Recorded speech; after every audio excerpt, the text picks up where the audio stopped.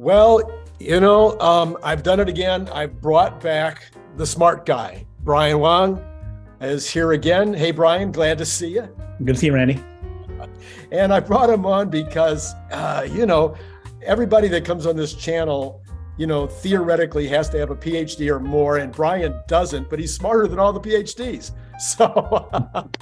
So anyway, Brian, we're going to talk about one of my favorite subjects, and apparently my listening audience loves to hear everything that we can possibly put on with regard to the robot, with regard to Optimus.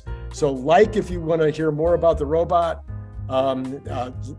subscribe, do all the things you're supposed to do, and we're going to dig right into it. So Brian, how many Optimus are currently at work in the factories of Tesla? I'm probably thinking there's a few dozen. I think probably a few dozen. But I think we saw three, but it's the kind of thing where they could, knock out a dozen or 100 very easily. So they have the manufacturing capability. They may be holding back on that. It's the kind of thing where they just may want to, do more work before they manufacture them because it's easy for them. Do you think that these couple of dozen or a few dozen, are they still in lab settings? Or would you think that they have any actually on the factory floor integrated into some production line? I think that they may be. Okay, so based on all we have very limited information about that. Yes, it's true. So it's a lot of speculation about what that is. When we saw at the day, my view of the day, where we saw the three kind of standing around, one lifting an arm, the other one doing a little bit of stuff like that. I think based on how they were dealing with that day, again, they were the total anti-Boston Dynamics. Boston Dynamics, strips everything and they plot it out and they edit it up and all that kind of stuff. As people were complaining about, there was no preparation for this for this presentation. It was basically like I'm barely throwing the slides together because I'm working 60 hours, 80 hours a week on this other stuff. And it's like I'm, turn the camera on. Okay, we're going. Okay, and then they're just doing it, right? So I view that as, they're working hard on this stuff, but they only hired a few, some of the people who track the number of hires might be able to figure exactly how many people they have in there. But they have not scaled it up. It's doing a lot with a very small team and also small numbers of stuff.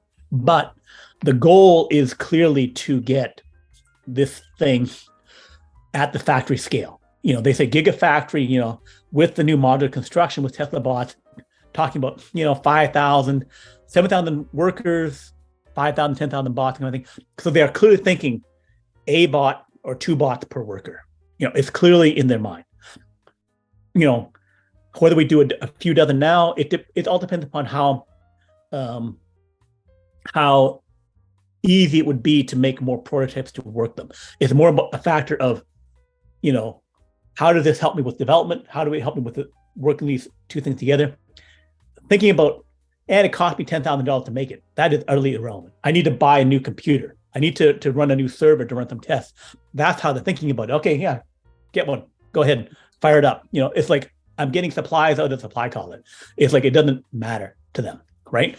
So it's not a cost factor thing of like, I got to conserve. I got to have fewer robots, right? So the number ends up being a byproduct of the process of work, as opposed to I must do the work, have these number of units, and it cost me $1 million to make each one. No, it costs them like $20,000 to make each one, and because they haven't gone to mass production, where it cost them $2,000, right? Right. So that's how I view them thinking. It's more, how efficient is it for me and my team to do something, versus to make progress, to get closer to the goal. Yeah. So do you think the hardware issue is the harder part, or do you think the software is the harder part, or do you think it matters? I think there are hardware problems and there are software problems. I think it matters. I think there's also another team that is not in Tesla that is significant in this space. in the human robot space. There's a few teams working on the human robot space. Sanctuary AI. So I interviewed and met with the CEO back when he was with D-Wave, the quantum computer company, right? So Sanctuary AI has had funding this last year of about $100 million. I think $100 million Canadian, because they're a Canadian company. And they have human robot, Giant AI, which was the one with the upper torso robot. I'm not sure if you saw them, right? I have pictures of them. I've written about them on my site. So they're the ones that had the robot, getting something that rolled down and then grabbing something like a pen or something like that. So it had good manual dexterity, right? And they had like a dozen of these things in an area, and they're doing stuff. Sanctuary AI bought all of their intellectual property. I think the Giant AI, folded or it had some kind of transition, but they had good intellectual property, and Sanctuary AI has that all now, right? So I think, doing stuff in the factory with the hands and arms and that kind of stuff, that matters. Like the walking is, I can roll around a factory floor, right? I don't need to walk. I have flat factory floor. That's, standard, right? So the walking is irrelevant to doing something in the factory. It's irrelevant to doing most things in a warehouse, because you've made things on one level. If I need to go to another level, I got a freaking elevator, right? So I do not have to climb stairs. I do not have to parkour over the stairs. That's utterly irrelevant, right? So it's, how well the eyes and the hands doing the work. And then Tesla has with the new manufacturing of modules, where I'm like working on this chair or something outside, working this body panel outside, I no longer have to climb into the vehicle. Right. So their business, the process converges in that it's easier for the bot to do, and it's also overall more efficient. So they're rethinking the whole thing. It just happens to be, it overlaps. More efficient for the bot, more efficient to do stuff. So my visualization of this, and again, for those of you who are new to my channel, I owned a factory for 29 years, plastics manufacturing. So I have tremendous amount of experience with people working in factory settings, working in warehouse settings, et cetera.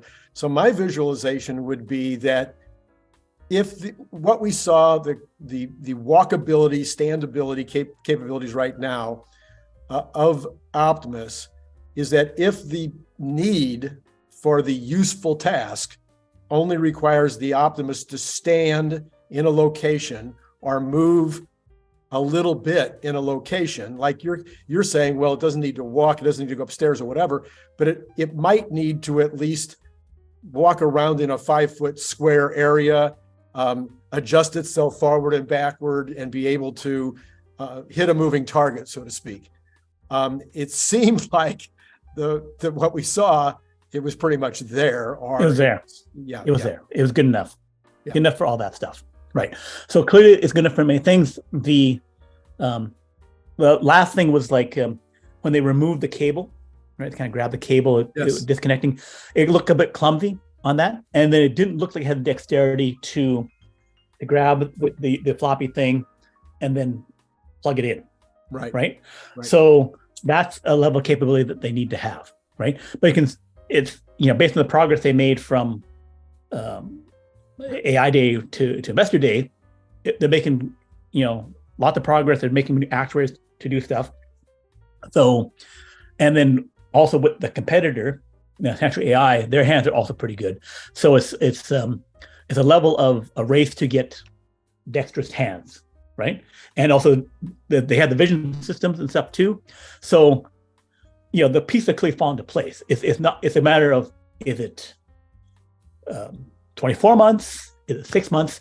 For the generative AI stuff, the GPT-4 and that kind of stuff.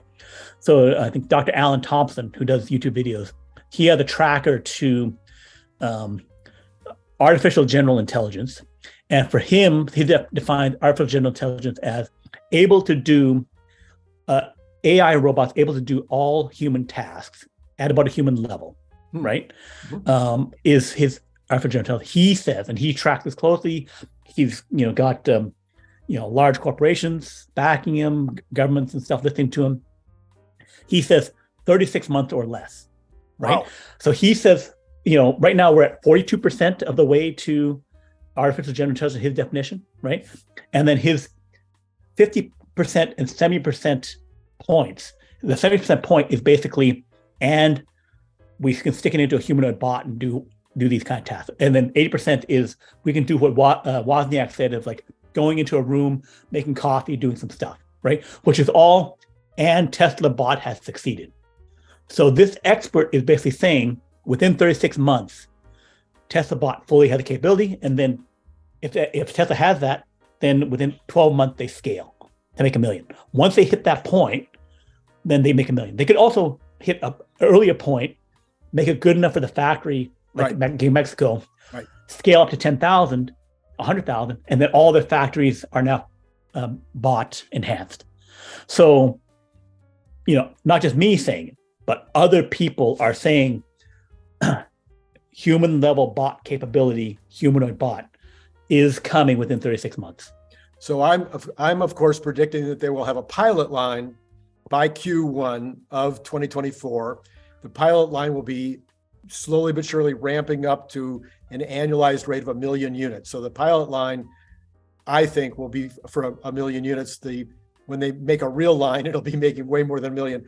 So the first 1 million units, let's say the first 500,000 or 1 million units, I'm suggesting that they will sell or lease, but it will be based on applying for the application. So they will be intimately involved with the first 1 million units that are sold, where they will only sell them to somebody where it's going to be a useful application for the learning process of the robot, and where they know that the company they're selling it to will be in a feedback loop with Tesla to make sure that it's pushing the program ahead. How does that sound to you? So my reference point is Cato Road for the 4680 batteries, right? So they could get to 10 gigawatt hours per year, but they're down at the 1 and 2 gigawatt hours per year. Maybe they're 4, but for over a year, they're at the 1 to 2 gigawatt hours per year because they did not give a crap, right? In terms of like, not like I must get to an extra 10 gigawatt hours. My business future, my growth goals are dependent upon me getting that extra 10 gigawatt hours, depending on me getting the extra 20 gigawatt hours. They can get those from CATL, right? So their eye is on the prize. So they're running these A/B lines that they said, right? Where there's like two different other, go ahead. Yes, I was just going to say, and my audience, I want you to really listen to what he's saying right here. I've already stated it earlier, but this was part of the Investor Day that I think people really didn't catch, because most people don't have manufacturing backgrounds, and they didn't really understand that they have slowed down the implementation of not just Cato Road, but also of Austin, in order to make it better sooner. So, well, also make it better for the long term. That's what I mean. Yes. Yeah. So they want to hit, terawatt hour levels or 100 gigawatt hour levels, and be able to stamp and do 200 gigawatt hours per factory and stuff like that. They are the big prize to make the big 10x thing. Incremental, they can get incremental every week from improvements here, improvements there. They do that every week. Right. So, and they can get like 30% from, I made my drivetrain $1,000. I make my, they can get 30% from that, right? Or I, got giga castings and something like that. So they have up the wazoo 10 different ways to get 30%, but they only have 4 or 5 ways to get a 3x, a 10x. And so they say, I want this thing to be a 10x, right? Or I want this thing to be 100x, right? So their eye is on the big prize, because I got the other guys are trying to get the 30%. I don't need to bust my butt for 30%. I want this thing to be 100%, a 200% thing. So for them, having a Cato Road of bot is a gigawatt. If they have a 3 gigawatt hour Cato Road of bot testing thing, right? That is 1 million bots, right? For them, messing around with 10,000, 50,000, if they can efficiently do it, working with outside sources and stuff like that, the number is a relevant to them, and the amount of research, just like they have 400,000 cars in the wild with FSD beta, right? So the thing is, they have it where it's like they make it the FSD beta and it's profitable. So they have a Cato Road for batteries, and they have SSD in the lab, and they have FSD beta, where basically it's profitable. So they figured out, how do I make FSD profitable? I can have Tesla bot beta out there where people are paying $20K, companies, academic institutions. I've got the developer kit bought, and then I'm working on it and I'm making stuff so it all will come out, at this big level. So you can have that early adopter thing. And it's more of, does this rollout plan, one, they can make it profitable any which way they want. Two, they can, but it's all a matter of like, does the actual software hardware development go faster? Do I get to more capability by doing it this way? Right. The fact I can make more money, if they got Cybertruck and semi-truck rolled out at 5 million, and they're making like going from $100 billion in revenue to $500 billion in revenue, and they got profits of like 50 billion or whatever, do I eking out that extra billion at a bot? It's like, whatever. I want to triple my production of cars, and then I'm at a $5 trillion company, or my profits are as big as Apple's revenue. It's like, when I get Tesla bot really kicking butt at 8 billion units, and I'm transforming the entire world, they think that's what, when Elon's saying, yeah, I think we could have more than one bot per person. Or one, of course, you'd have more. I think you'd have 100 bots per person, 1,000 bots per person. But then the one bot per person means he's thinking, within version X of this thing, my ChatGPT 4, my Tesla bot 4, we could have 8 billion of these things, right? More sales than the iPhone, right? Than the Android, right?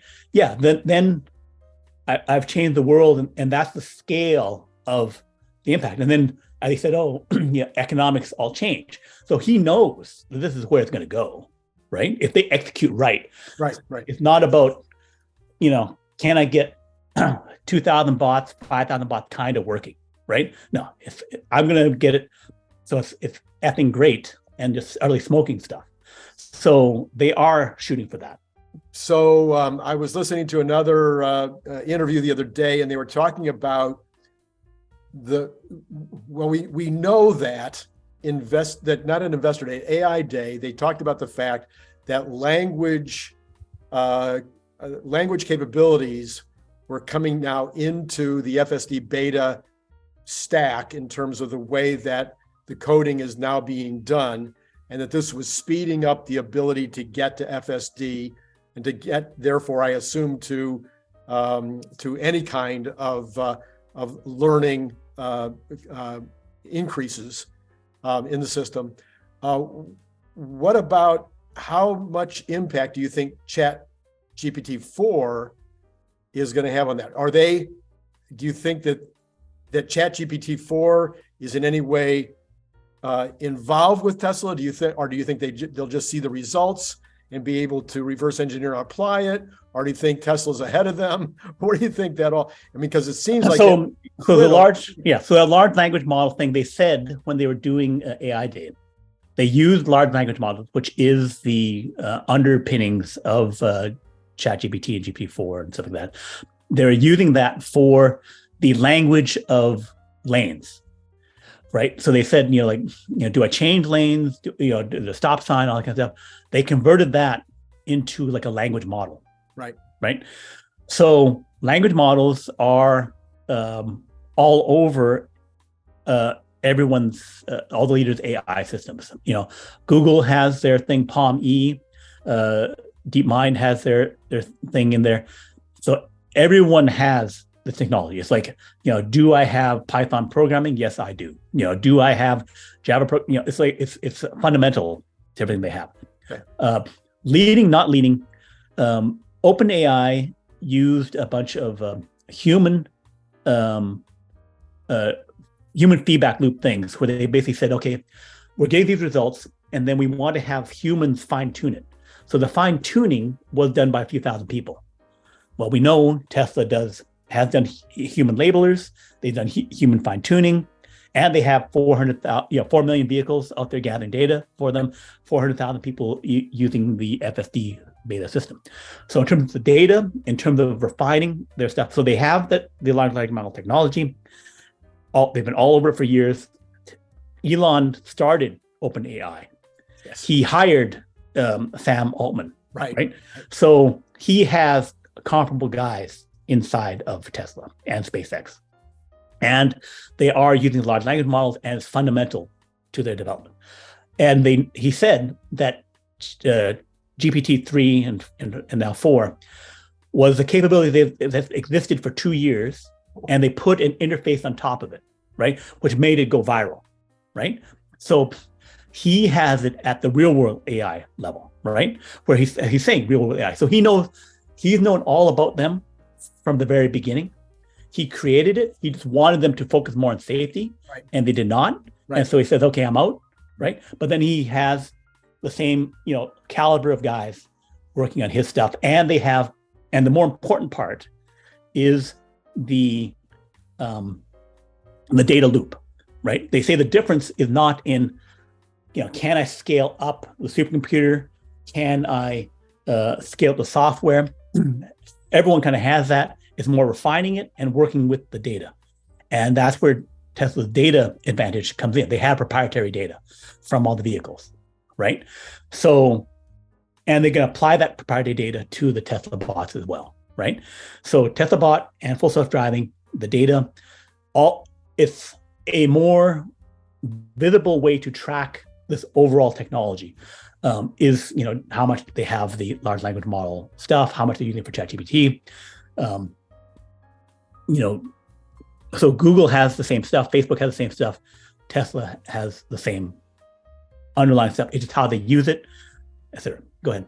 Last question on this subject. So Elon, a week or so ago, tweeted or said it in an interview, I can't remember which, or it was a rumor. Actually, I think it was a rumor that he was talking to a couple of highfalutin guys about the possibility of starting another OpenAI, another company like OpenAI.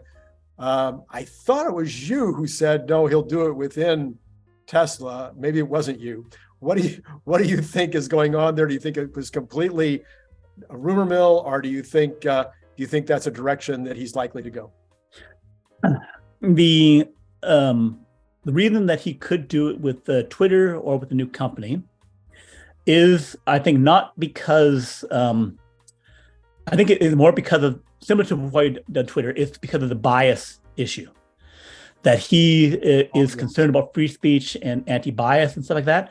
And he wants to have an alternative comparable system out there to keep the other guys honest, right? And have an alternative and make sure that there is a choice for these systems. It may make it open source to do whatever on that. So I think it's more social and political and less, on the technology side of like, I must get the lead on the thing. We need to make sure that things are not, just like Twitter, that everything's the other way and you don't have an openness. Right. Okay. Hey, that's really cool. So Brian, again, I want to thank you for coming on. I want to make sure that everybody knows that they should check out your blog. And I'm always forgetting the order. Next Big Future. Nextbigfuture.com. Yes. .com. And then also my YouTube channel and Twitter. Yes. All Next Big Future. All in the same branding. Yes. Mm-hmm. So everybody should check that out. I'll put links to it in the information below. And hey, Brian, as always, so much fun to have you on. If you guys love this content, which I do, so you should like and subscribe and do all the stuff you know how to do. And you know what? It's been great talking to you. Click the link below to get your paperback, Kindle, or audiobook now.